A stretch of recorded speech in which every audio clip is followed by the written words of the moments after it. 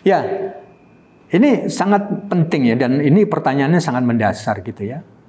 Bagaimana sih sebenarnya digital transformasi itu bisa membantu terhadap tujuan bisnis? Ya. Karena kita juga harus sadar kalau sampai kemudian digital transformasi ini tidak membantu tujuan bisnis, sebenarnya kita sedang salah arah gitu ya, ketika kita melakukan digital transformation gitu. Tapi saya ingin lebih sedikit mendetailkan gitu ya, karena ada beberapa company yang sangat memfokuskan bagaimana mereka punya engagement terhadap pelanggannya gitu ya. Ada juga company yang juga ingin lebih kuat, ingin menguatkan di dalam product innovation-nya. Nah, sehingga ini kan beberapa hal yang akan menjadi stressing point.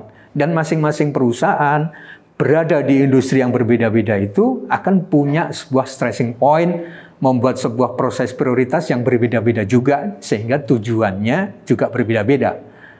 Nah, oleh sebab itu, biasanya secara umum kita bisa melihat, ya, ada yang perusahaan ingin lebih menguatkan di dalam efisiensinya. Ini biasanya perusahaan-perusahaan yang berada di dalam market yang sudah mulai saturasi gitu ya. Mereka udah lama menjadi incumbent, kemudian pertumbuhan bisnis existingnya atau core bisnisnya juga tidak bisa lebih besar lagi gitu ya, karena size marketnya udah begitu. Nah, mereka biasanya fokus kepada melakukan proses transformasi di business operation. Mereka ingin efisiensi, mereka ingin melakukan pemotongan, perubahan, proses-proses di internal, ya, karena itu memang sesuatu yang sangat dijanjikan di dalam digital transformasi. Nah, oleh sebab itu, kembali lagi, kita juga perlu melihat, ya, kembali pada tujuan dari masing-masing organisasi atau di perusahaan itu ingin memfokuskan dulu di mana, karena tantangannya berbeda-beda.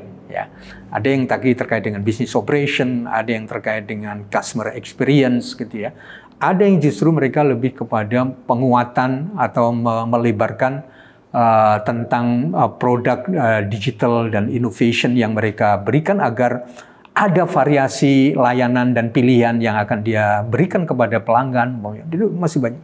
Bahkan ada juga yang mereka ingin melakukan, tujuannya ingin merubah bisnis model. Ini kan berbeda-beda juga journey-nya dan navigasinya.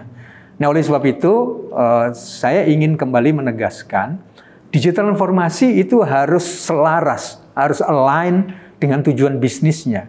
Itu satu hal yang harus kita pastikan dulu. Nah, kemudian setelah itu kita sadar betul, ini kita ingin melakukan penguatan di sisi mana, dan ini akan sangat ditentukan oleh maturity model dari company itu, termasuk juga bagaimana landscape industrinya yang terjadi, gitu ya. Seperti di telekomunikasi itu berbeda dengan di keuangan, bisa juga di area agribisnis dan sebagainya.